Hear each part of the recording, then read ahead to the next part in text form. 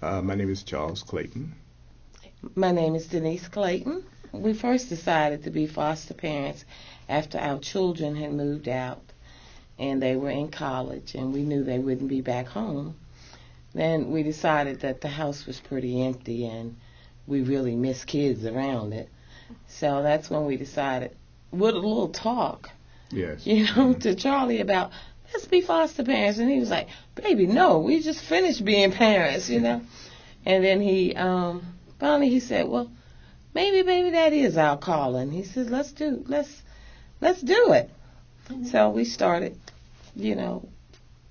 taking the classes, and we became foster parents. And it's 17 years. 17 years now, right? Mm-hmm. And I was the one that said I would never adopt. I always told my wife, no, let's just continue to be foster parents. Try to get many kids we can throughout, to our house, so we can get them out, get them ready for adoption. Mm-hmm. And I had this dream. We had the young lady we adopted now, and I had a dream that we was adopting her. And I told my wife, I said, why don't we go ahead and adopt this young girl? And my wife said, you sure? I said, yeah. I said, God showed me. He showed me in a dream that we should go ahead and adopt her, make a difference. And we did. And how's it been since then? It's been great. It's having another girl in the house. it's just been wonderful. To have a. She's Daddy's little girl. Yeah. To put it. I mean, she does no wrong. She's Daddy's little girl. I mean, that's his heart. Mm-hmm. So it's basically the same. She's always been Daddy's little girl from the time she was there. Every time that car moves and he goes, she has to go. She knows when the car moves and I go, I'm going to work. She knows that car moves, he's going to somebody's store. Yes, yeah. So she's my riding partner, my buddy, And it's so nice because, you have time to share movie times, we'll watch the movie together, pop popcorns, go to the dollar store. She's good. We'll go to the dollar store and buy some goodies. And, it's just great. And in the church, some of the members of the church approached me a lot of times and said, how many grandkids or how many kids do you have, Mr. Clayton? I said, I have many.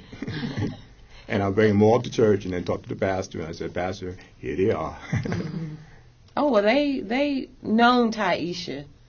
She's been in the choir for years, and, she's in and out of the choir. And, I mean, they know she's been with us.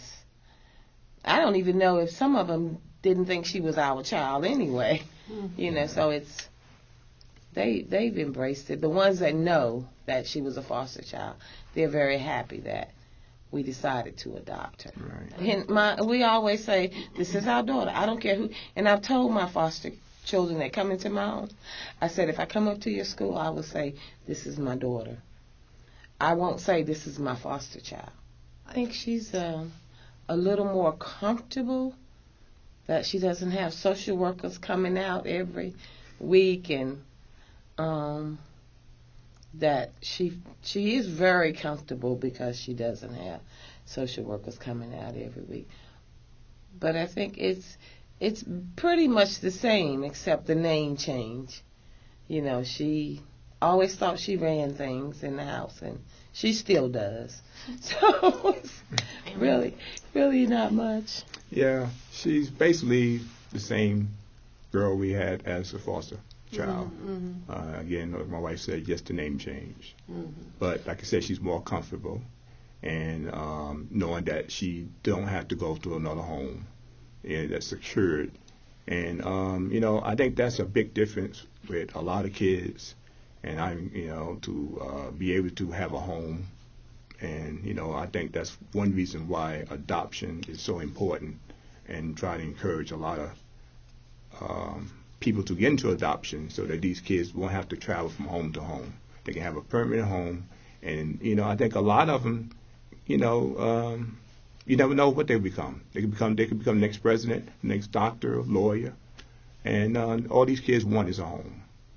And like my wife said, if we had a bigger house, We have a lot of them in our home.